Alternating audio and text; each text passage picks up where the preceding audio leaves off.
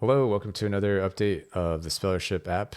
I just released this update yesterday, but haven't really had a chance to make a video until today. So here's the video. Actually, was it Thursday? Gosh, it might have been Thursday that I released it. Anyways, one thing I did is I removed the praise.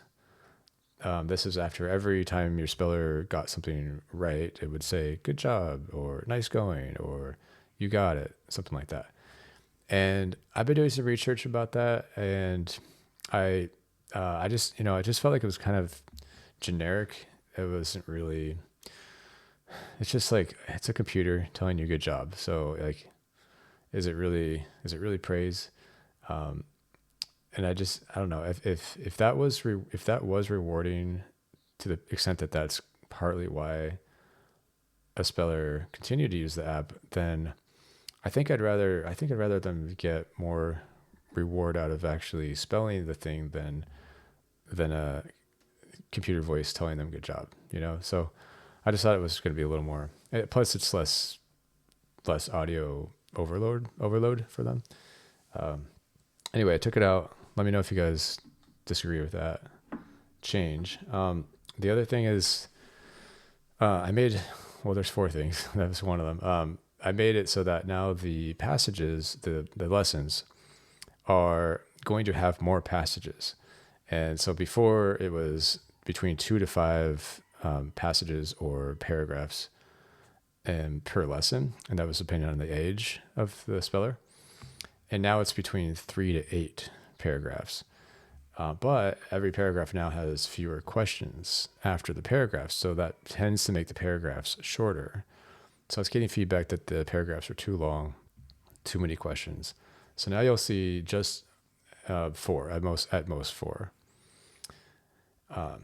So yeah, let me know how that goes. It also lets you for the, if you're at 25 years old, it goes up to 8. I think it's even at 24 years old, it'll go up to 8. And so those tend to be longer. So that those lessons will tend to be more in depth about the subject that you want to, learn about. Which I think is pretty fun too, because it would stop at just 5 before paragraphs. The other big change, and this is where I get to demonstrate it, is that now I support semi-open questions, and you'll just see them pop up. There's no setting for this. There probably will be, almost certainly will be a setting for this at some point, but the AI will just, when it makes lessons, it sometimes makes a question with multiple correct answers. And if your board supports all the answers, then it'll ask that question. If it doesn't, it won't ask that. So to show you an example, let's pop into this chess lesson. Chess is a fun game played by 2 people on a square board with 64 smaller squares. Name one type of piece used in the game. I skipped the rest of the passage. Name one type of piece used in the game. So here I have all of the letters available. And this is actually going to accept, I think, every single piece. So let's try bishop just for fun. B. Yeah. I. So now that I've started bishop, it's not going to let me do R for rook. It's on the bishop now. There's like no going back at this point. S. H. O. P. Bishops? S. Bishops. Okay. Sure. So that's new. And what is the main aim when playing this game? What is the main aim? Well, it's to C, win, right? A. P. I want to show you guys one more thing after this. Let's see if it. There it is. K, okay, down below. I, N, you now G. see. Capture king. In chess, Thank you. each piece moves in a special. Which piece can travel in any path without limits? All right.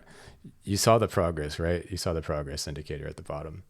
So that's new. And that'll continue to be added on as your session progresses. So as you add more lessons to the session, it'll show you more and more of that progress. So that's it. That's all the updates.